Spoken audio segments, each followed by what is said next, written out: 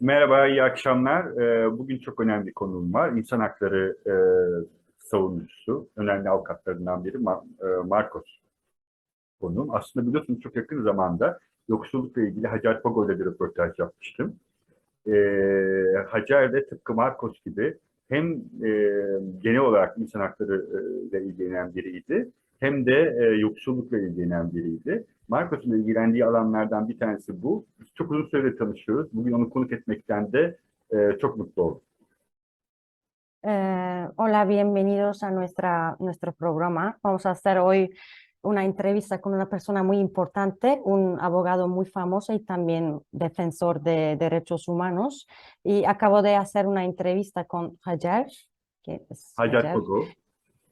Fogo, y también es una defensora de pobreza. Y ahora quiero continuar con Marcos Filardi, que vamos a hablar de temas importantes relacionados con eso. Marcos'un sesi kapalı yalnız. Onu açarsa. Está en silencio, sí, puede. E, Marcos'a öncelikle tekrar teşekkür ederiz bu röportajı kabul ettiği için. Ee, Öncelikle ona biraz daha genel bir soru sormak istiyorum. Bildiğim kadarıyla o hukuk fakültesini bitirdi, avukat oldu ama o zamandan bugüne hep insan hakları ile ilgili çalıştı. Spesifik olarak insan haklarıyla neden çalışmak istedi? Başka türlü avukatlık da yapabilirdi aslında. Primero, quiero decirle muchas gracias por aceptar esta entrevista y quiero empezar también con una pregunta muy general del principio. Primero, porque sé que ha estudiado Derecho en la universidad y porque ha querido ser abogado y especialmente después de ser abogado podría trabajar en temas diferentes porque ha querido trabajar o dedicarse como defensor de derechos humanos. Bueno, antes que nada, muy agradecido por la invitación a ser parte de esta entrevista. Y brevemente hay algo que a mí me interpela desde muy chico. Cuando yo tenía 5 años, recuerdo la hambruna etíope, que ustedes recordarán entre 1984 y 1985, mató a 1 millón de personas simplemente por no tener nada para comer. Y la particularidad de esa hambruna es que fue una hambruna televisada. Es decir, que yo teniendo 5 años, frente a un televisor, veía cómo había niños que se morían frente a las cámaras de televisión sencillamente por no tener nada para comer. Y eso a mí me marcó a fuego desde entonces, desde chico, y todo lo que fui haciendo con posterioridad a ese recuerdo que al día de hoy me aguijona, que me acompaña, tiene que ver con darme respuesta a esa pregunta que me acompaña desde chico, ¿no? Entonces, muy tempranamente ya sabía que quería estudiar abogacía, justamente para adquirir herramientas de justicia social que me pudieran permitir revertir esa situación. Y en la Facultad de Derecho de la Universidad de Buenos Aires puse el ojo en los derechos humanos en general y en el derecho humano a la alimentación adecuada, en particular como un derecho humano. Y tan pronto pude, una vez recibido como abogado, me fui a África justamente a hacer un viaje que yo le llamé el viaje del hambre, ¿no? A recorrer 18 países donde la desnutrición aguda afecta a gran parte, o afectaba en ese momento a gran parte de la población, visitando las unidades de nutrición terapéutica, tratando existencialmente de alguna manera de responderme esa pregunta que me acompañaba desde chico, ¿no? Y desde entonces es que trabajo activamente en la transformación de los sistemas alimentarios para que la alimentación sea una realidad para todas y para todos. Öncelikle çok teşekkür ediyorum beni bu röportaja davet ettiğiniz için.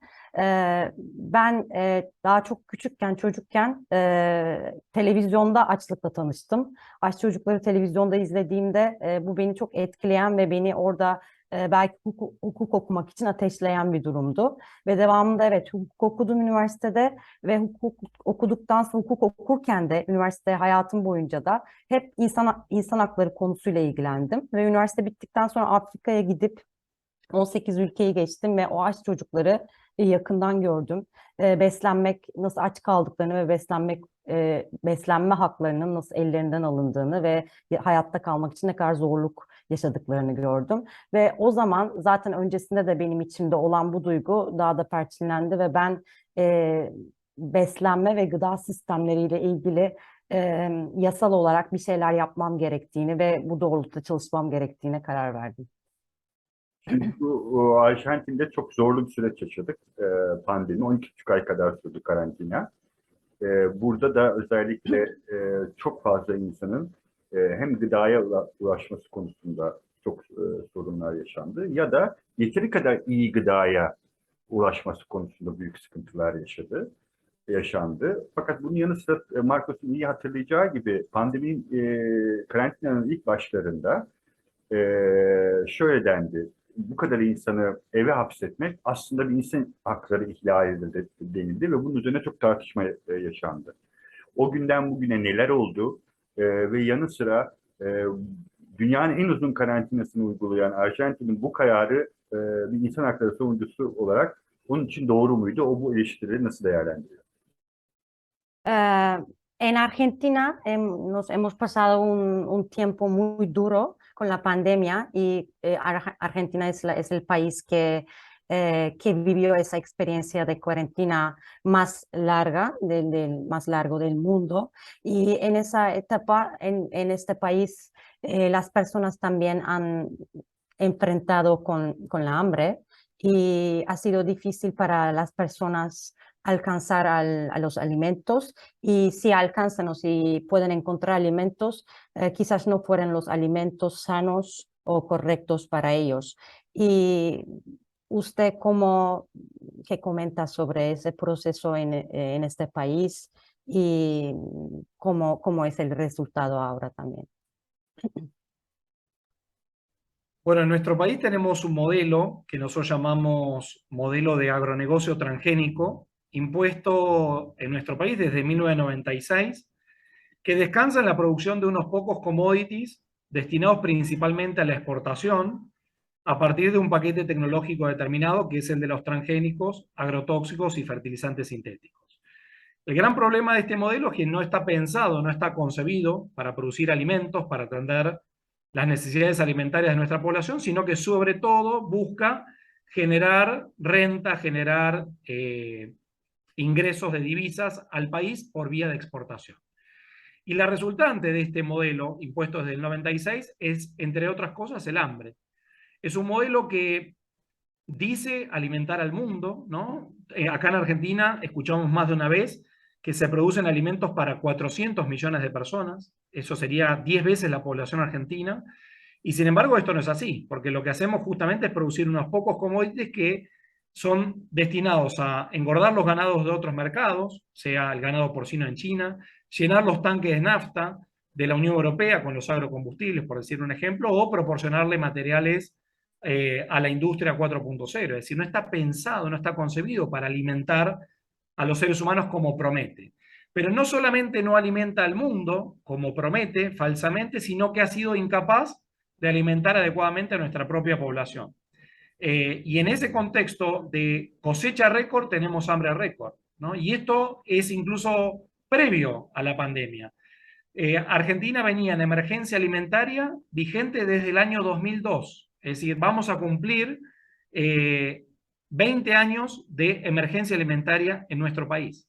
Coexisten en nuestro país, que se llena la boca de producir alimentos para 10 veces su población, el hambre pura y dura, la desnutrición aguda, la desnutrición crónica, que implica que si bien los niños tienen acceso a las calorías mínimas para mantenerse con vida, no están teniendo acceso a alimentos de calidad que les permitan tener una nutrición adecuada y en consecuencia terminan teniendo una altura menor a la que podrían tener, terminan teniendo una talla menor a la que podrían tener, ¿no? Y al mismo tiempo tenemos un 70% de nuestra población que enfrenta sobrepeso y obesidad.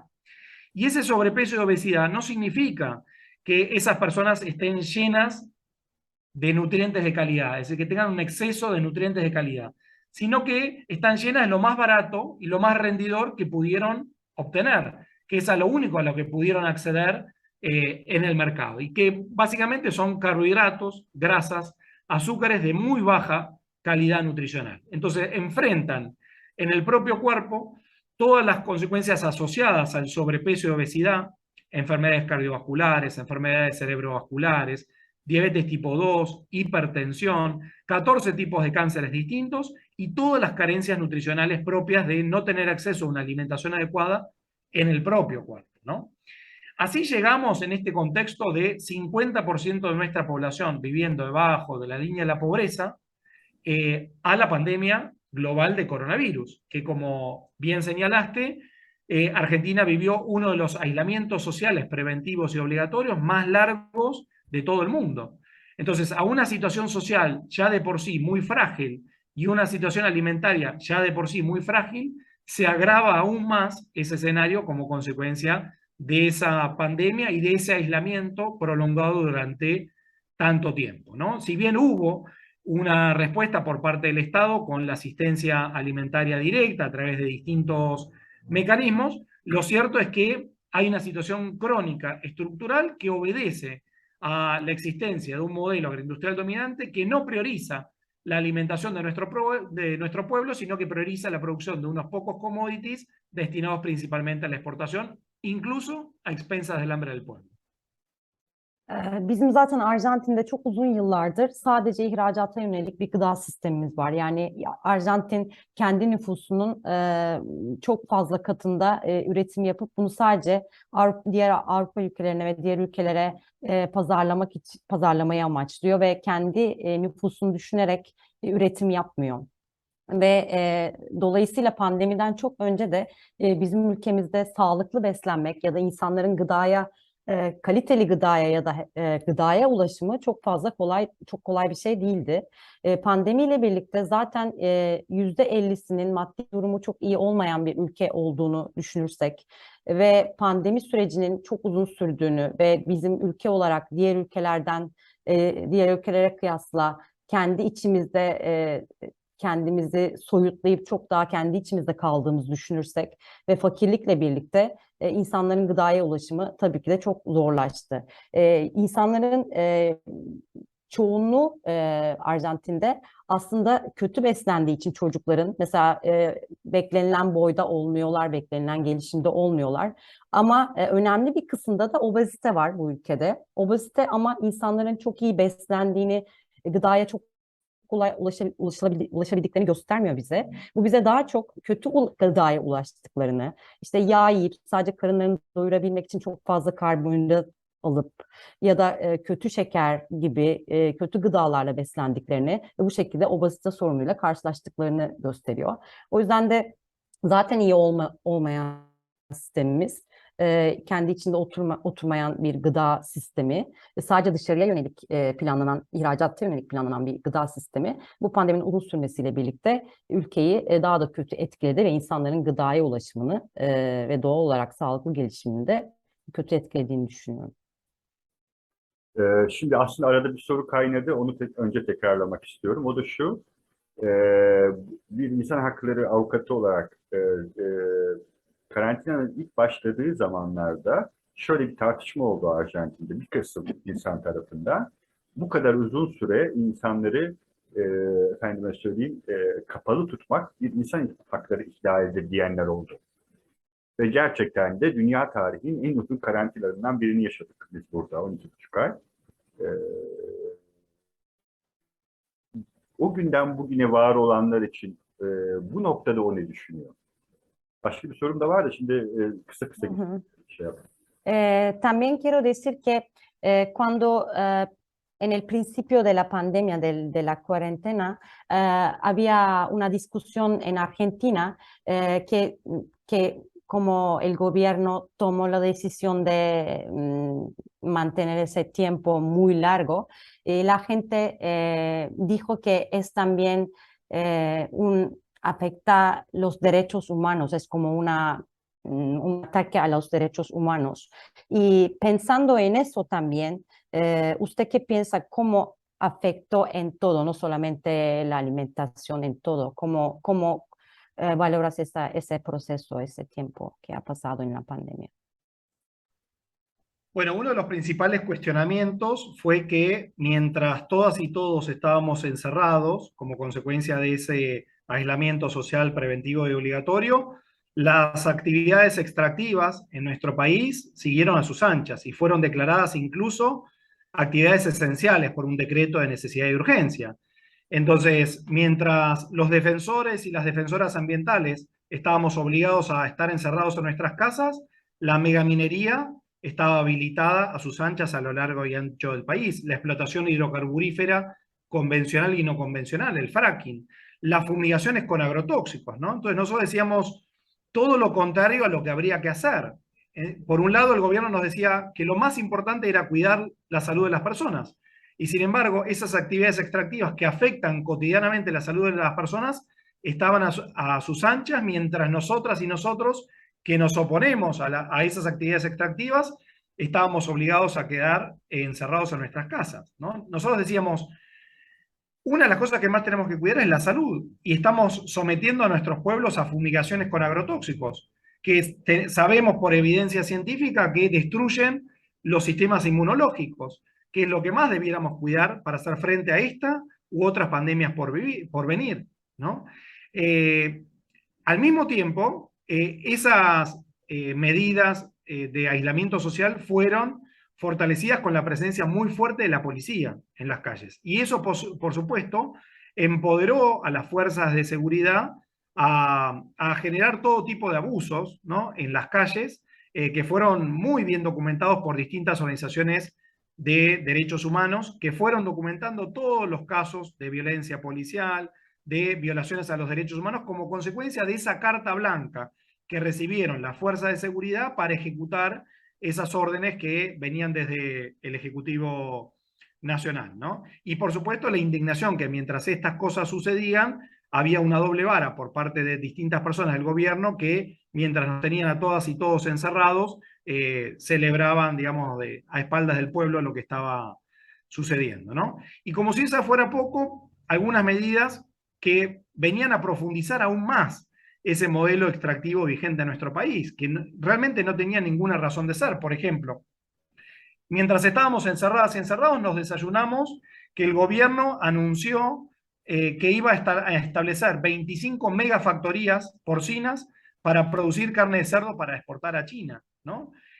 Justamente todo lo contrario de lo que deberíamos hacer, porque estamos hablando de un virus posiblemente zoonótico, muy vinculado a la degradación de la naturaleza en general y de la producción intensiva industrial de carnes, porque esa es el caldo de cultivo de zoonosis de todo tipo, que nos venía a querer instalar por la fuerza 25 megafactorías porcinas para profundizar ese modelo extractivista destinado a la exportación, ¿no? Entonces, por todo eso, hubo una reacción colectiva muy fuerte, aún en pandemia, aún aislados, para hacernos oír de manera muy creativa, ¿no?, a través de las redes sociales, a través de pronunciamientos públicos, e incluso cuando la medida lo permitieron, la movilización en las calles para resistir esas ofensivas de profundización del extractivismo en todas sus caras.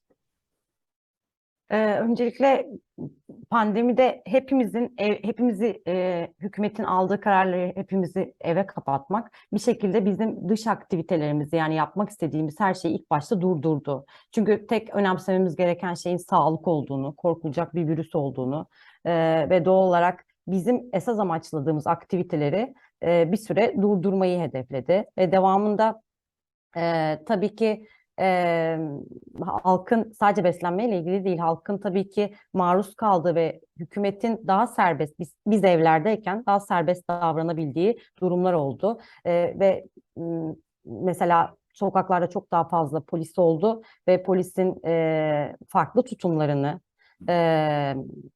halka karşı korumaya çalışırken nasıl tutumlarda, nasıl negatif tutumlarda olabildiğini izledik.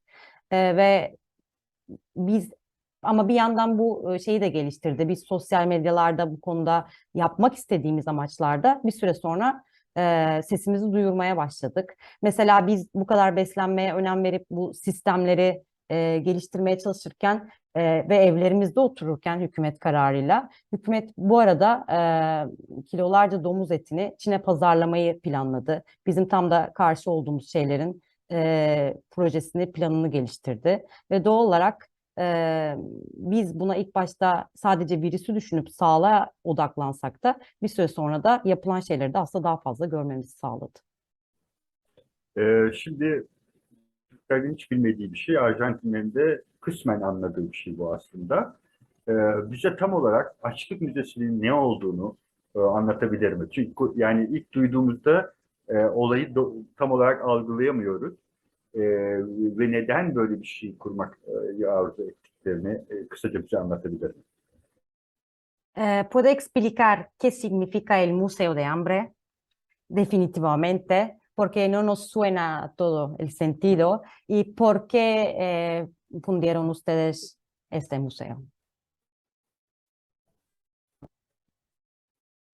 Bueno, el Museo del Hambre es un espacio de encuentro por la soberanía alimentaria que está ubicado en la ciudad de Buenos Aires y que este año, el 1 de agosto del 2017, eh, abrió sus puertas y que cumplió 5 años este año, ¿no? Justamente. Y le llamamos Museo del Hambre porque la apuesta política y simbólica es convertir al hambre en un objeto de museo.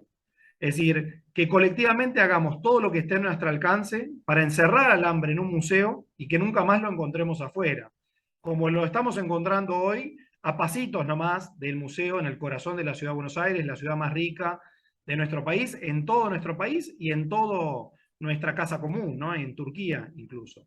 Entonces, es un espacio de encuentro por la soberanía alimentaria, eh, porque creemos que el camino que quizás tenemos que recorrer colectivamente para convertir al hambre en un objeto museo y garantizar que todas y todos estemos adecuadamente alimentados es la construcción colectiva de ese paradigma de la soberanía alimentaria. Y de ahí un poco el nombre, ¿no? Museo del Hambre, para que el hambre esté solo en un museo. Y en ese espacio, que como decía, abrió sus puertas hace 5 años ya, tenemos muestras artísticas, presentaciones de libros, charlas, cines, debates, biblioteca popular, albergue transitorio de semillas, pero todas estas actividades como excusa para el encuentro, ¿no? De distintas personas, colectivos, organizaciones que buscamos tejer redes para construir otro sistema alimentario basado en la agroecología, la soberanía alimentaria y el derecho humano a la alimentación adecuada para todas y para todos. Bizim bu gıda egemenliği kurumumuzla ya da hareketimizle aslında kurduğumuz bir müze, Açlık Müzesi ve Açlık Müzesi'nin yaklaşık 5 yıl önce açıldı. Açlık Müzesi'nin asıl amacı aslında açlığı bir müzede kapatmak. Bunu işte ülkenin en zengin ve en göze çarpan şehrinde, Buenos Aires'in ortasında yaptık ve istedik ki asıl amacımız olan zaten gıda egemenliğiyle bizim amaçladığımız bir oluşum olan gıda egemenliği neticesinde istedik ki açlık bir yerde kapansın, sadece orada kalsın ve biz gıda egemenliği amacıyla bu ülkede kurduğumuz ya da kuracağımız sistemlerle açlığı yok edelim. O sadece müzede olan bir şey olsun. Tabii orada ne yapıyoruz? O aslında bir buluşma noktası. Sohbetler yapıyoruz, kitaplar tanıtıyoruz. Bir araya geliyoruz ve gıda egemenliği adı altında ne gibi sistemler geliştirip bu ülkede ve tabii ki devamlı dünyada da açlığa son verebiliriz diye. Şunu sormak istiyorum ben Marcos'a. Aynı zamanda onun yaptığı bir röportajı okudum. Cümleyi toparlayamadım ya, kusura bakma. Orada şunu söylüyor, diyor ki suya erişim diyor bir insan hakları konusudur diyor. Aynı zamanda yemek içinde, yani insanların gıdaya ulaşması içinde bu bir insan hakları sorunudur diyor ve ekliyor. Hı hı. Diyor ki sadece diyor temel gıda değil, çok iyi beslenmek bir insan hakları sorunudur diyor. Bunu iyi ayırt etmek Hı hı. lazım diyor. Hı hı. Bunları burada tekrarlamasını ve ayrıntılı olarak söylerse çok sevinirim. Hı hı. Yo he leído un reportaje suyo en que decía alcanzar o acceder al agua es un tema de derechos humanos y también a alimentación, alimentos, pero no solamente alcanzar al alimentos, también al alimento sano es un tema de derechos humanos. ¿Podría repetir ese tema también ahora un poco? Sí, efectivamente, nosotros somos agua y somos los alimentos que comemos, literalmente, ¿no? Es decir, el 60% de nuestro cuerpo es agua. Y básicamente el alimento es la naturaleza que se transforma en quienes somos, ¿no? Tan interdependiente es nuestra relación con la naturaleza. Somos naturaleza, ¿no? Y por eso hace mucho tiempo que se viene peleando por el reconocimiento de la alimentación y del agua como verdaderos derechos humanos, ¿no? En el ámbito internacional y en el caso de Argentina, tanto la alimentación adecuada como el agua y el saneamiento son derechos humanos reconocidos en la propia Constitución Nacional. Y ese derecho a la alimentación adecuada es el derecho a tener acceso de manera regular, permanente y libre a una alimentación adecuada o a los medios para obtenerla que nos permita tener una vida libre de angustias, satisfactoria, saludable y digna. Esto es ni más ni menos que lo que establece nuestra Constitución Nacional. Entonces, ustedes, yo, todos y cada uno de nosotros, quienes habitamos en la Argentina, tenemos derecho, en primer lugar, a la disponibilidad de los alimentos, es decir, que haya alimentos suficientes para atender las necesidades alimentarias de toda la población. En segundo lugar, a acceder a esos alimentos. Y la accesibilidad es tanto física, es decir, que los alimentos puedan trasladarse desde donde son obtenidos o producidos hasta donde están las personas que necesitan consumirlos, como accesibilidad económica, es decir, que la realización de la alimentación no nos ponga en riesgo la satisfacción de otras necesidades igualmente esenciales. El tercer componente del derecho a alimentación es que la alimentación tiene que ser adecuada, y eso implica adecuada cuantitativamente, cualitativamente y culturalmente. No se trata de llenar el estómago del hambriento con cualquier cosa, sino tiene que ser la cantidad suficiente de alimentos para atender las necesidades alimentarias de esa persona, que esos alimentos estén libres de sustancias nocivas que nos puedan hacer daño a nuestro organismo, ¿no?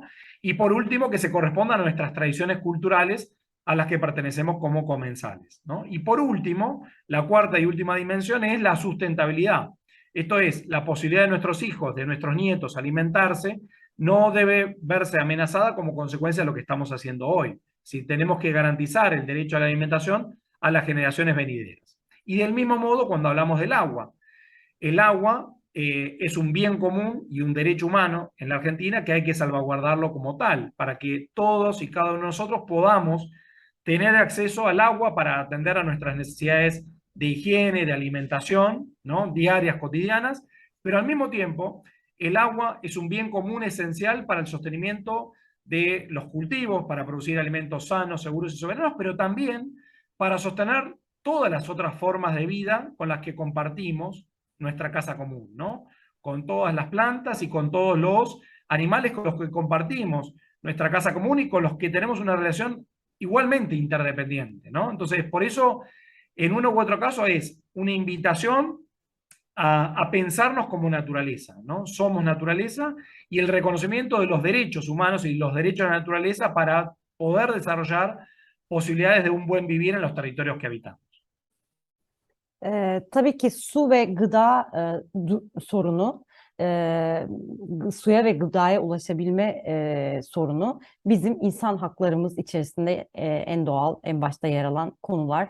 Çünkü biz öncelikle yediğimiz ve içtiğimiz şeyiz. Bizim vücudumuz yediğimiz ve içtiğimiz şeyin bir oluşumu. Zaten %60'ı vücudumuzun su. Ve ne yiyorsak, ne içiyorsak bu bizim vücudumuzu bir şeye dönüştüren bir şey, dönüştüren bir yöntem. Yani biz sağlıklı besleniyorsak sağlıklı vücuda sahibiz.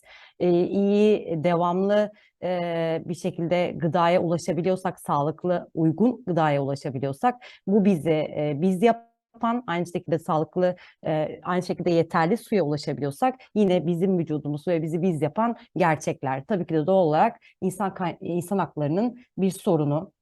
Ve sadece aslında gıdaya ulaşmak değil, geleneksel anlamda uygun olduğumuz, kültürel anlamda uygun olduğumuz gıdaya ulaşmak ve ekonomik olarak sürekli bir şekilde ulaşabildiğimiz gıdaya ulaşmak da bunun içinde yer alan sorunlardan bir tanesi.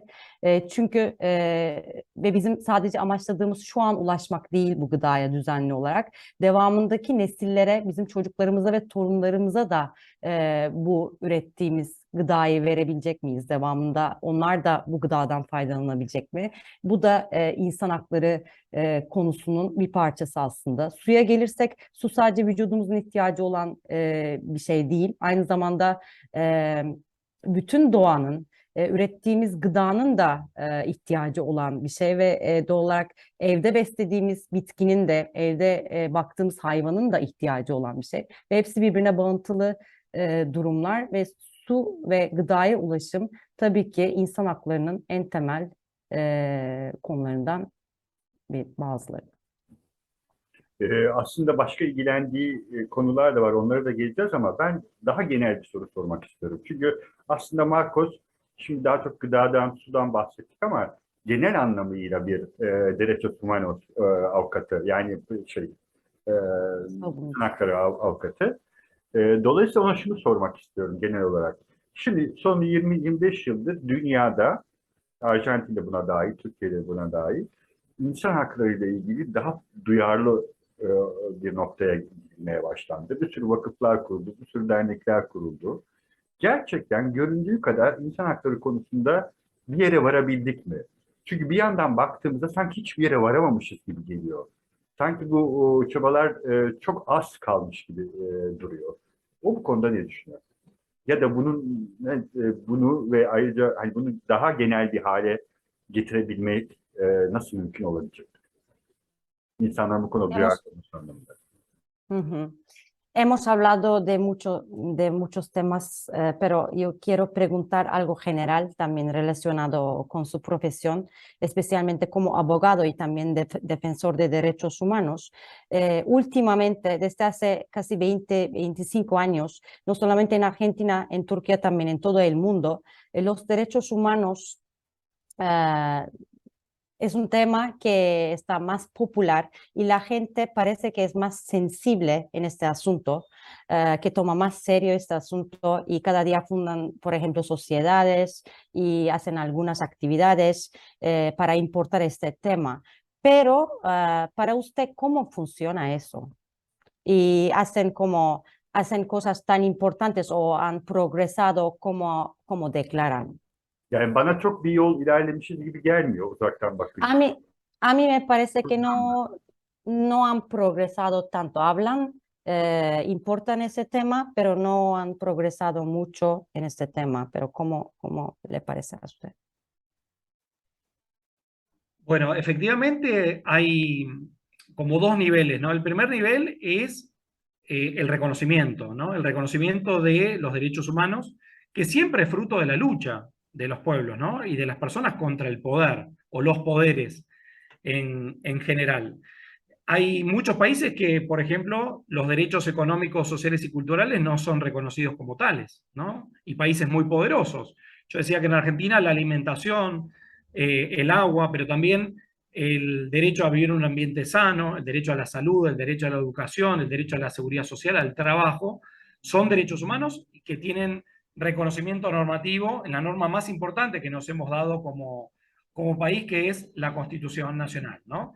Y al mismo tiempo están reconocidos en distintos tratados de derechos humanos de los cuales muchos estados son parte. ¿Significa que eso sea de reconocimiento universal? No. Hay muchos países que no reconocen esas situaciones como derechos humanos. Por ejemplo, Estados Unidos es un objetor persistente a la idea de los derechos económicos, sociales y culturales. Y recién hace 2 semanas, la Asamblea General de Naciones Unidas declaró que el derecho a vivir en un ambiente sano es un derecho universal, ¿no? Y eso no significa que sea normativa exigible en cada uno de los países de toda nuestra casa común. Ahora, aun cuando haya un reconocimiento normativo de los derechos, no significa que haya un reconocimiento social. Por ejemplo, una de las tareas que siempre nos pasa en Argentina es que hay un bajo nivel de reconocimiento social de la alimentación, del agua, de la salud, muchas veces como derechos humanos, a pesar de su reconocimiento normativo incluso en la propia Constitución Nacional. Y esto nos interpela socialmente, porque si hay un bajo nivel de reconocimiento social de la alimentación, del agua, de la salud como derechos humanos, difícilmente vayamos a exigir que sea de cumplimiento efectivo, ¿no? Y en uno u otro caso, independientemente del reconocimiento, sea social o sea normativo o ambos, eso no significa que esos derechos que están reconocidos normativamente sean de cumplimiento efectivo. Y ahí efectivamente nosotros decimos, por ejemplo, vinculado al tema que hablábamos en la primera parte de la entrevista, que tenemos impuesto en nuestro país un modelo de agronegocio transgénico, un modelo agroindustrial dominante que viola nuestros derechos humanos, que viola nuestro derecho a la alimentación adecuada, al agua, a vivir en un ambiente sano, a la salud, a la integridad personal, a la vida. Tenemos actividades extractivas que se imponen por la fuerza de los capitales que las promueven y que se benefician con ese estado de cosas que violan sistemáticamente los derechos humanos. Entonces, efectivamente, el pleno goce y ejercicio de los derechos humanos es una realidad dinámica, ¿no? Que va más allá de su reconocimiento normativo y que puede variar de un momento a otro. Así que efectivamente, dependiendo del lugar, dependiendo del país, dependiendo del momento, habrá mayor o menor goce y ejercicio de distintos derechos humanos, ¿no? Y esto en un país como Argentina es muy importante porque en nuestro imaginario colectivo, los derechos humanos en una primera aproximación son los derechos humanos que han sido vulnerados en el terrorismo de Estado, en la última dictadura militar, cívico, empresarial, eclesiástica en nuestro país. Y la segunda noción instalada en el imaginario colectivo tiene que ver con los derechos de las personas privadas de la libertad, ¿no? Pero no tanto así la alimentación, la seguridad social, la salud, el trabajo como verdaderos derechos humanos demandables, exigibles a la sociedad y el Estado para que sean de cumplimiento efectivo. Entonces ahí hay una gran tarea que tenemos por casa para profundizar el reconocimiento social y sobre todo la exigibilidad de esos derechos humanos reconocidos normativa y socialmente para que sean de cumplimiento efectivo, ¿no? Öncelikle insan hakları konusu tabii ki de insanların güçlerle mücadelesinde her zaman en temel sorunu oluşturmuş bir konudur. Ve tabii ki tüm dünyada insan hakları farklılıklar gösteren, her ülke bazında farklılıklar gösteren bir konumda. Ama iki seviye var diyebiliriz. Öncelikle insan haklarını tanımak. Bu seviyeye baktığımızda kendi ülkemizden de yola çıkarsak birçok ülkede insan hakları aslında çok fazla tanınmıyor. Arjantin'i konu alırsak, ülkemizdeki duruma bakarsak diktatörlüklerden geçmiş ve zorluklar yaşamış bir topraklarda bizim öncelikle algımız insan haklarında özgürlük. Ama konu hiçbir zaman hani röportajın başında da bahsettiğimiz gibi yeme içme iyi de bir kenara koyalım. Çalışma, yaşama gibi sosyal haklara sahip olmak gibi konulara hiçbir zaman gelmeden sadece özgürlük gibi tanımlanıyor ve aslında insan hakları konusunu biz çok fazla tanımıyoruz. Bizim yürüttüğümüz konuda gıda egemenliği konusunda buna baktığımızda aslında zaten ülkemiz bu konuda ihracatı ön planda tutan bir ülke olduğu için bizim bu anlamda anayasada da var olan insan haklarımıza karşı bir atakta bulunmuş oluyor bizim gıdamızı çok fazla sayıda dışarıya ihraç ederek. Diğer bir seviye insan haklarında bunu tanımak ve bununla ilgili çözümler geliştirmek ya da bunu tanıdığını ifade etmek birçok ülkede ama bunun gerçekleştirilmemesi. İnsan hakları konusunda birçok ülkede çeşitli alanlarda insan hakları tanınıyor gibi görünüyor. Ama bunun ne kadar gerçekleştiği ülke bazına baktığımızda birçok ülkede tamamlanabilen bir durum değil. Mesela gıdanın da bir insan hakkı olduğu henüz yeni açıklanmış bir durum ama genel bir duruma baktığımızda bütün dünyada ekonomik, kültürel ve sosyal açıdan da insanların ulaşımı açısından da gıdaya çok oturmuş bir sistemde değil ve genel yorumumu söylerseniz uluslararası anlamda insan hakları konusu çok çözülebilmiş ve çok sistematiğe oturtulmuş bir konu değil. Şimdi şunu sormak istiyorum ben Marcos'a. Aslında son 20 yıldır ya da 25 yıldır dünyada insan hakları ile ilgili daha büyük çalışmalar yapıyor. Daha fazla dernek var, daha fazla vakıf var.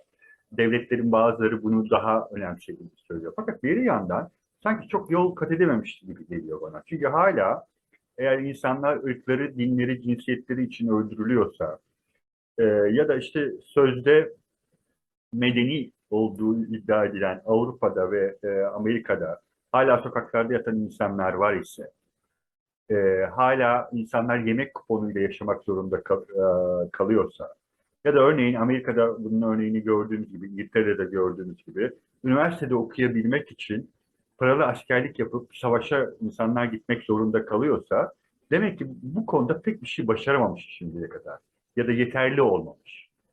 Dünyanın insan hakları konusunda, genel manadaki insan hakları konusunda, yani sadece yemek ya da şey değil, e, daha duyarlı olması için ne yapılabilir? Parece que en los últimos 20, 25 años, en todo el mundo, el tema de derechos humanos es más importante, más popular, y parece que toda la gente importa más este tema y cada día hay más sociedades y hay más estados que importan ese tema.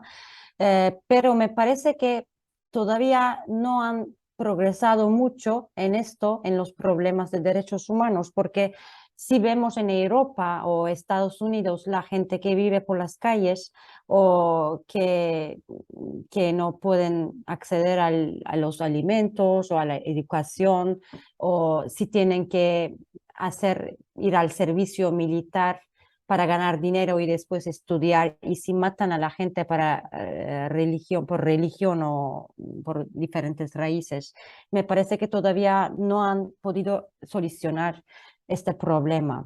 ¿Y qué podemos hacer para que internacionalmente, para que el mundo sea más sensible en este tema, por este tema?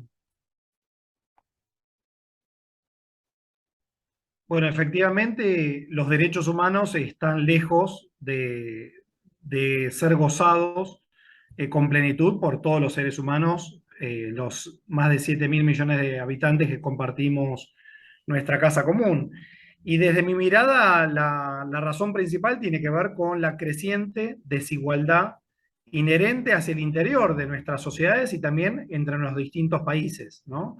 Tal es así que yo creo que esta es una de las principales notas del mundo que vivimos, ¿no? La creciente desigualdad y la contracara de eso, que es la creciente concentración del poder y de la riqueza inaudita, yo diría, en la historia de la humanidad, en cada vez menos manos. Mientras estamos teniendo esta conversación, el 1% más rico tiene más que el 99% restante. 5 varones de carne y hueso tienen una riqueza equivalente a la que tienen los 3.700 millones de personas más pobres de nuestra humanidad compartida. Y esto se replica hacia el interior de cada una de nuestras sociedades, incluso en esas sociedades como las sociedades europeas o la de Estados Unidos, que tienen niveles de desigualdad interna muy, muy notorios, ¿no? Hacia el interior de esas sociedades. Entonces, por eso la clave para mí, para que tengamos una vigencia real de los derechos humanos, tiene que ver con la construcción de poder popular. Porque hoy incluso nuestros sistemas de representación están siendo puestos en entredicho como consecuencia de esta concentración del poder y la riqueza en un puñado de actores cada vez más concentrados, ¿no? Nosotros, más que hablar de democracia, hablamos ya de corpocracia, es decir, que nuestros destinos como seres humanos son efectuados por un puñado de corporaciones transnacionales cada vez más poderosas, pero si le sacamos una capa más, detrás de esas corporaciones tenemos grandes fondos de inversión, ¿no? Flujos financieros muy importantes, y detrás de esos grandes fondos de inversión tenemos a una oligarquía transnacional globalizada, ese 1% del que hablábamos, cada vez más rico y cada vez más poderoso, ¿no? Controlando crecientemente nuestros sistemas alimentarios, nuestros sistemas energéticos, nuestros sistemas de representación, nuestra ciencia, nuestra academia, nuestros medios de comunicación, ¿no? Entonces, en la medida en que no logramos tejer redes y construir poder popular lo suficientemente fuerte para lograr una mayor igualdad de los seres humanos hacia el interior de nuestros países y entre los países entre sí, vamos a tener estas violaciones a los derechos económicos, sociales, culturales y ambientales que estamos viendo en toda nuestra casa común, porque está esa minoría con tanto poder reunido que logra imponer sus designios a las grandes mayorías cada vez más empobrecidas y cada vez más marginadas, ¿no? Esto lo vamos a lograr con más legislación, porque luego esa legislación, si no hay poder suficiente para hacerla aplicar, no va a ser aplicada, porque también va a tener influencia en los poderes judiciales llamados a aplicar justamente esas leyes. Pero la clave, sí, me parece que hay una, es justamente construir poder popular para generar un nuevo designio de organización social que nos permita garantizar el buen vivir para todas y para todos, ¿no? Y no esta sociedad de descarte que se da cuenta de que cada vez hay mayores personas que quedan excluidas y son absolutamente descartadas de la sociedad porque ya lo que podían aportar antes en términos económicos es posible de ser hecho con tecnología, con maquinaria y demás. Entonces, en este contexto, hoy más que nunca tenemos que construir sociedades del buen vivir y sociedades cada vez más igualitarias para poder seguir sobreviviendo como especie. Por lo menos esa es mi mirada y es la única que colectivamente nos va a permitir que los derechos humanos que todos los gobiernos dicen querer respetar sean de cumplimiento efectivo.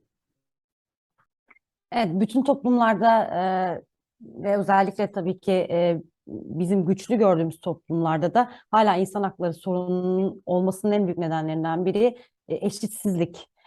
Eşitsizlik güçlü gördüğümüz ülkelerde bile hala bu insan haklarını ihlal eden bir konu ve bizim gibi bu konuyla daha çok yüzleşen, insan hakları konusunda daha çok problem yaşayan ülkelerde ise bu sadece bizim kendi içimizde, kendi ülkemizdeki durumdan kaynaklı olmadığını ve biliyoruz ki bu uluslararası ve kapitalizmin ve güçlerin azalmasından kaynaklı, büyük güçlerin birçok ülkeyi ve birçok sistemi kontrol etmesinden kaynaklı insan hakları ihlali bizim gibi ve daha birçok ülkede, Avrupa ülkelerinde de yaşanan bir durum. Bizim bu konuda yapabileceğimiz en büyük çözüm bizim bakış açımızla popüler gücü yürürlüğe sokmak. Öncelikle küçük halklar arasında bunu gerçekleştirmek ve devamında başka ülkelerin halklarıyla da birleşip popüler gücü bu belli başlı dünyayı yöneten kapitalizmin büyük güçlerine karşı güçlü bir mücadeleci olarak karşılarına çıkmasını sağlamak. Çünkü ancak böyle belki sosyal medyanın gücü, belki insanların kendi arasındaki işbirliğiyle biz bu büyük güçlerle ve kapitalizmin etkisiyle ihlal edilen insan haklarını korumak adına bir sistem oluşturabiliriz. Şimdi Türkiye'nin nüfusu 85 milyon. Arjantin nüfusu 45 milyon, yarı yarıya. Fakat Arjantin'in nüfusu, yüz ölçümü Türkiye'nin 3 katı. Yani uçsuz bucaksız araziler var. Fakat buna rağmen Arjantin'de her zaman meyve sebze pahalı olmuştur. Yani buranın ekonomisine göre pahalı olmuştur. Şimdi o ekolojiyle de çok alakalı biri olduğu için ve bu alanda da çalışmalar yaptığı için sormak istiyorum. Bu çok büyük bir tezat değil mi? Yani bu kadar geniş arazisi olan bir ülkenin, bu arazilerin büyük kısmı da boş, tarım ürünleri konusunda bu kadar ben son 10 yılı biliyorum, onu da bildiği gibi, 10 yılda her zaman pahalıydı. Comparando con Turquía, por ejemplo, la población de Turquía es 85 millones y la población de Argentina es la mitad. Y cuando miramos al país, Argentina es mucho más grande que Turquía y tiene muchas tierras muy grandes, adecuadas para la agricultura y producen muchas frutas y verduras, pero yo veo que, y especialmente en los últimos 10 años, los productos de agricultura, las frutas y verduras, son muy caras en Argentina. ¿Y por qué son tan caros y qué se puede hacer para resolver este problema? Bueno, justamente Argentina es el octavo país en superficie del mundo. Tenemos 2.800.000 kilómetros cuadrados con 47 millones de habitantes, pero la característica de Argentina, fruto de este modelo agroindustrial dominante, hegemónico, impuesto en nuestro país, es esto que se llama la tasa de urbanización de las más altas del mundo. Argentina es el segundo país más urbanizado del mundo después del Principado de Luxemburgo. Hoy el 92% de nuestra población vive en pueblos y ciudades. Entonces las grandes extensiones de tierras están vacías, libradas a las actividades extractivas, ¿no? El agronegocio transgénico del que hablábamos, que ocupa hoy el 80% de la superficie cultivada del país, destinada no al cultivo de alimentos para atender las necesidades alimentarias, como decíamos antes, sino destinados a la exportación, soja transgénica, maíz transgénico, algodón. Ahora Argentina es el primer país en el mundo en darle autorización comercial al primer evento de trigo transgénico del mundo, ¿no? Entonces el 80% de la tierra cultivada está destinada a eso. Y al mismo tiempo, incluso cuando hablamos de la producción frutícola, todo el sector mira prioritariamente a la exportación. Entonces Argentina es un gran exportador de fruta y de verdura hacia otros mercados, ¿no? Incluso orgánica. Pero eso no llega al mercado interno. Y a tal es así que hay un estudio que hicieron unas compañeras nuestras de la cátedra de la universidad que revela que si hoy tuviéramos que distribuir la fruta y la verdura que nos queda en el mercado interno por la cantidad de habitantes que somos, no tenemos la suficiente para darle a cada argentino, a cada argentina, la cantidad de fruta y verduras que el propio Estado argentino nos recomienda que debiéramos consumir para tener una dieta saludable, ¿no?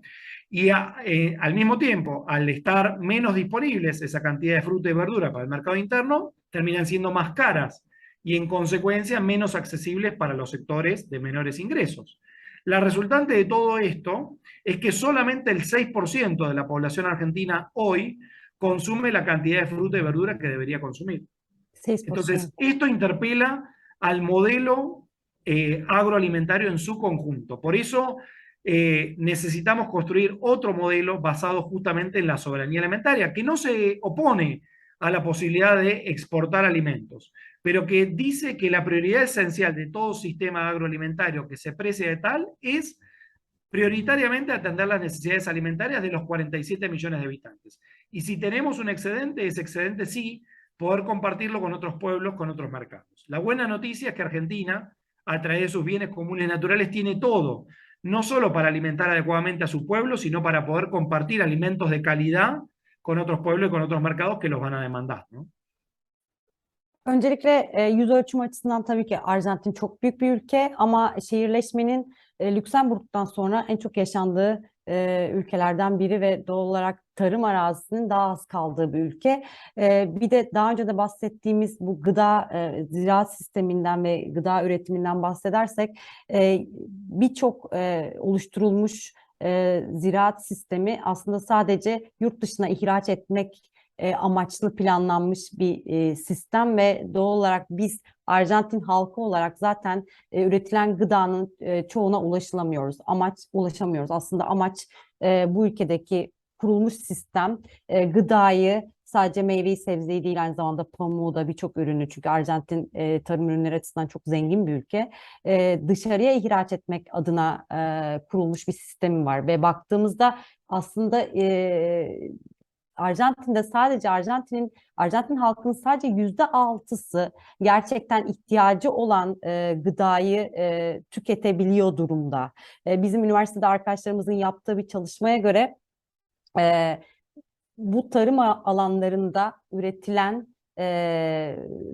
gıda ürünleri bütün ülkeye dağıtılsa bile halkın tamamının yeterli ve sağlıklı şekilde besleneceği kadar miktarda değil.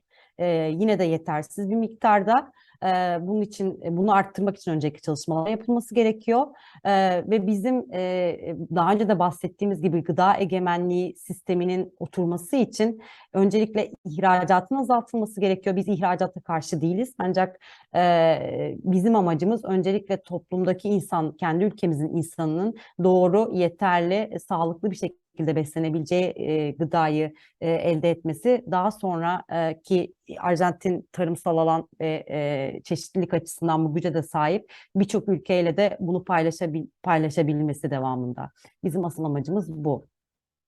Evet, belki Marcos bahsetmedi ama Türkiye'li seyirciler için söylüyorum. Uçsuz bucaksız bomboş bir sürü arazi var. Bütün bu araziler aslında tarım için kullanılabilir. Ve kimsenin de demin Marcos'un bahsettiği gıda sorunu kalması. Bomboş araziler var yani. Evet, birçok ülkeye, dünyaya yetebilecek kadar bir sistem oluşturulabilir. Aslında Marcos'la biz hep gıda, işte su ve bunun üzerine şeyler konuştuk ama aslında o insan hakları ile ilgili farklı alanlarda çalıştı. Örneğin bir dönem mültecilerle çalışmış. Çalışmamızın sebebi de odur. Ona şunu sormak istiyorum. Bugüne kadar karşılaştığı en çarpıcı, onu en sarsan hikaye ne oldu? Eh, Generalmente hemos hablado sobre alimentación, del tema de derechos humanos, pero yo sé que ha trabajado también en otros sectores en la lucha de derechos humanos. Y yo sé que, por ejemplo, he trabajado con refugiados y también hay otros sectores que ha trabajado. Entonces, hasta ahora, ¿cuál fue la historia que le afectó tanto sentimentalmente? Bueno, efectivamente, cuando yo volví de ese viaje de África, ¿no? En el año 2006, 2007 a la Argentina, eh, yo había estado recorriendo varios campos de refugiados durante el viaje y volví y lo primero que me propuse es instalar el debate sobre la cuestión del hambre en Argentina desde un enfoque de derechos humanos. Y es así que se abrió lo que se llama el Seminario Interdisciplinario sobre el Hambre, el Derecho a la Alimentación Adecuada, que luego se vinculó con otros espacios que dieron hoy a formar esto que se llama la Red de Cátedras Libres de Soberanía Alimentaria y Colectivos Afines, que somos 67 espacios en todo el país que promovemos la discusión sobre el modelo agroindustrial y la defensa justamente de la soberanía alimentaria.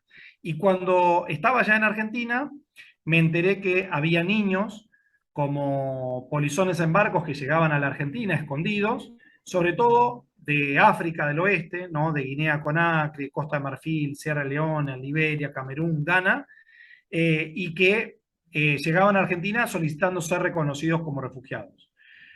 Como la Defensora General de la Nación tomó conocimiento que había un abogado argentino que había estado justamente en campos de refugiados en África, fue que me ofreció asumir esa tarea y la asumí realmente con mucho gusto, ¿no? Y en esos años lo que hicimos fue asumir la tutela, la representación legal y el acompañamiento de todos los niños no acompañados solicitantes de asilo y refugiados. Y luego ampliamos ese universo de representación a todas las personas solicitantes de asilo en el país, independientemente de la edad, ¿no? Y eso es algo de lo que me llena de orgullo porque fue la puesta en marcha, gracias a la voluntad política de la Defensoría General de la Nación, del primer programa donde la defensa pública a nivel global ofrece representación legal gratuita a todos los solicitantes de asilo que así lo desean cuando llegan a Argentina, ¿no? Entonces, en algún punto, a pesar de todas las deficiencias, Argentina tiene un entorno normativo vinculado a la protección de los derechos humanos de las personas migrantes, refugiadas, solicitantes de asilo y apatria, que tiene los más altos estándares internacionales. Y a mí en lo personal me alegra mucho en ese momento de haber sido parte de esa construcción colectiva, ¿no? Y luego me empecé a abocar, cuando me desvinculé ya de la Defensoría, de otras cuestiones de derechos humanos, vinculadas a los temas alimentarios, pero vinculadas también a la defensa del ambiente sano como derecho humano. Por eso represento a distintos colectivos, asambleas, organizaciones que en los distintos territorios pelean contra actividades extractivas, ¿no? Fracking, megaminería, represas, agronegocios que afectan la posibilidad de que tengan un buen vivir en esos territorios, ¿no? Bugüne kadar benim öncelikle hikayem bahsettiğim gibi üniversiteden sonra Afrika'ya gittiğimde gördüğüm çocuklarla başladı ve aç çocuklarla ve Arjantin'e geri döndüğümde aslında o çocukların birçok kısmının da saklı olarak Arjantin'e bir göçmen ya da mülteci olarak geldiklerine şahit olmamdı ve devamında aslında biz bunun için bu göçmen olarak gelen çocuklar için bu ülkede konforlu ve birçok şeyin onlara insan haklarının sağlanabildiği bir ortam hazırlandı ve ben de bir avukat olarak bu olayların içinde yer alabildiğim için özellikle kendimi çok şanslı hissediyorum. Diğer taraftan farklı alanlarda da çok çalıştım. Sadece beslenmeyle şu an bahsettiğimiz gıda egemenliği konusuyla ilgili değil. Birçok insan hakkı, mesela doğanın korunması da benim çok hassas olduğum konulardan biri. Çünkü farklı yönler, etkilerle doğaya çok zarar veriyoruz ve bu bizim aslında beslenmemizi de her şeyimizi de etkileyen ve bizim doğal olarak insan haklarımıza haklarımızı ihlal eden bir konu. Bunun içinde yer almaktan da her zaman çok gurur duydum. Evet. Bendeki bilgide Birleşmiş Milletler Üniversitesi Tokyo Küresel Değişim, İnsan Hakları ve Sürdürülebilirlik Küresel Değişim üzerine çalışmış 2010'da. Ca- Cambio global, algo así, ha trabajado Birleşmiş eh, Milletler Üniversitesi en la universidad Tokyo. en Tokio. Sí, en el año 2010 participé de un programa en la Universidad de Tokio, la Universidad de las Naciones Unidas en Tokio, y ahí justamente trabajé la cuestión de cambio global y sustentabilidad, en la que particularmente puse el ojo en el ejercicio del derecho a la alimentación en este contexto de crisis climática y civilizatoria que estamos viviendo. Pero era un programa de formación auspiciado por la Universidad de Naciones Unidas en Tokio, de un periodo de un mes y medio que tuve ocasión de estar allá, y realmente fue una experiencia muy, muy enriquecedora que por primera vez me adentró ya en el año 2010 a todos los materiales vinculados a la crisis climática que estamos viviendo y que por supuesto se ha agravado aún más en todos estos años, ¿no?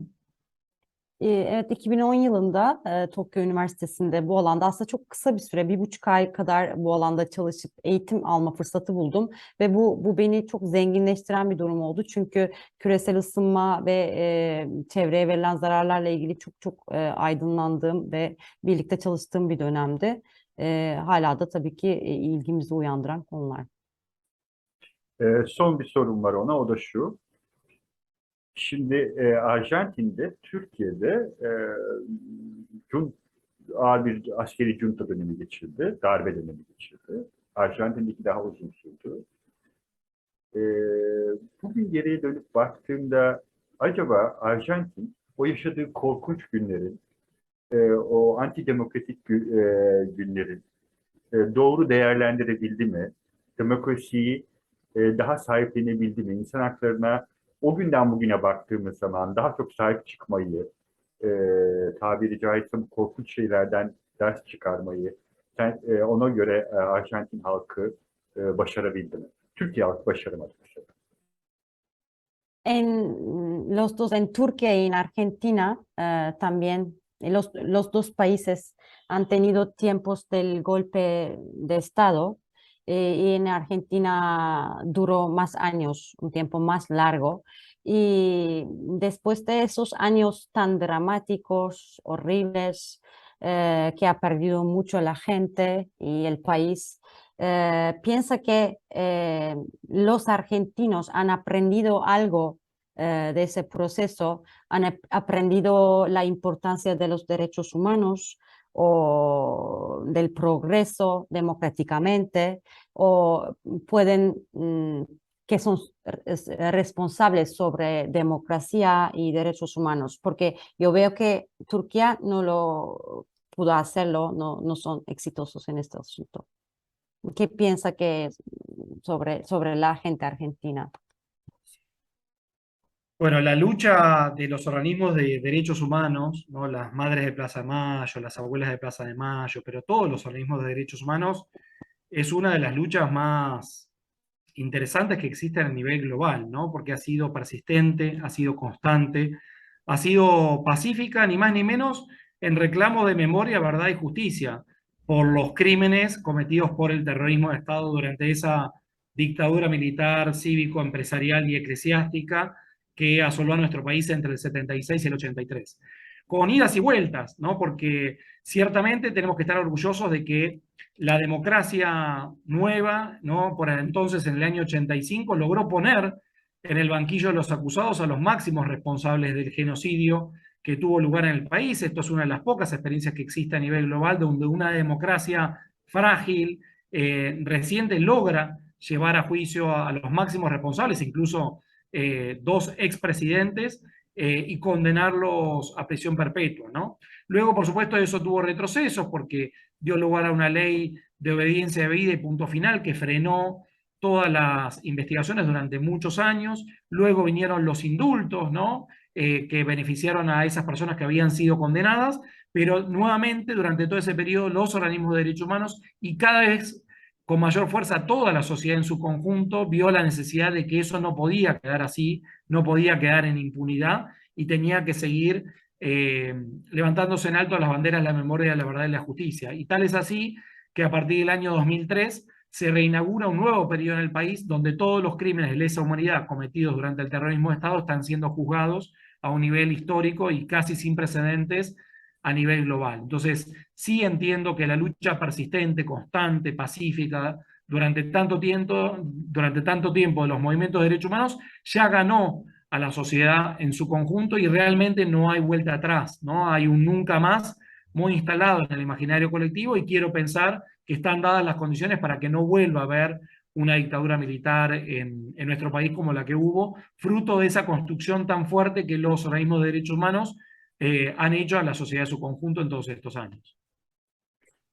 Tabii ki askeri diktatörlük dönemini yaşamış bir ülke olarak bizim demokrasiyi bu ülkeye getirmemiz de insan hakları açısından çok büyük bir mücadeledir. Ve ben global anlamda baktığımızda da bunun başarılı bir mücadele olduğunu, yapılan birçok sosyal hareketin global anlamda da çok etkili ve başarılı çalışmalar olduğunu düşünüyorum. Özellikle 2003 yılından beri ülkenin bu anlamda ilerlediğini düşünüyorum. Evet, bu biraz yavaş ve sürekli bir mücadele. Hiçbir zaman tam oldu diyemeyiz ama insan hakları konusunun kendi ülkeme baktığımda açtığı özellikle diktatörlük döneminden sonra açtığı birçok kademeye baktığımda ilerlemekte ve mücadelede bir süreç olduğunu gözlemleyebiliyorum. Peki çok teşekkür ederiz Marcos. Gerçekten bugün verdiğin Muchísimas gracias. bahsettiğin şeyler hepimiz için çok aydınlatıcı oldu. Senin son olarak hem Arjantinlilere hem de Türk seyircilerimize söylemek istediğin bir şey varsa bununla kapatalım programı. Muchas gracias por toda la información que nos ha dado esta noche. Y antes de terminar, ¿usted quiere decir algo en especial a los oyentes turcos o argentinos? No, ciertamente agradecer el espacio, me sentí muy, muy cómodo, agradecerte también a vos, Aiche, por la traducción, ¿no? Tarea bien difícil si las hay, así que muchas gracias también por eso. Y no, sencillamente llamar, yo diría, a todos los pueblos, ¿no? Al pueblo de nuestro país, pero a todos los pueblos a involucrarse, ¿no? A poner el cuerpo en la construcción de una sociedad distinta, una sociedad más justa, una sociedad respetuosa de los derechos humanos y una sociedad que logre retejer una relación rota con la naturaleza, ¿no? Hoy más urgente y necesario que nunca, ¿no? Retejer esa relación rota con la naturaleza y la fibra social entre todas y todos para construir buen vivir en los distintos territorios. Es un desafío grande, pero al que le tenemos que dedicar toda la energía porque es en defensa propia nuestra como especie, ¿no? Para poder seguir viviendo en nuestra casa común y dejarle un lugar habitable a nuestros hijos y a nuestros nietos. Ayşe, Öncelikle ben çok teşekkür ediyorum. Bir internet problemim var. Yok. Öncelikle ben çok teşekkür ediyorum bu alanı bana yarattığınız için, konuşma hakkını verdiğiniz için. İkimize de çok teşekkür etti. Ben teşekkür ediyorum. Şöyle özetlemem gerekirse insan hakları konusu gerçekten de sadece bizim ülkemizde değil, bütün toplumlarda etmekte olan bir süreç ve bunun için oturtulmuş sistem henüz internetim donmuş olabilir mi? yok şimdi iyi. Henüz çok kesin değil. Ama görüyoruz ki bunun için bir mücadele var ve bunu iyi yaşamı oturtmak için insan hakları temel kaide ve dediğim gibi sadece ülkemizde değil bütün dünyada bağlantılı olarak iyi yaşamın oturması gerekiyor ve bunun için de insan hakları konusundaki mücadelenin çok daha hızlı ve daha iyi bir şekilde sürmesi gerekiyor. Peki çok teşekkür ederiz.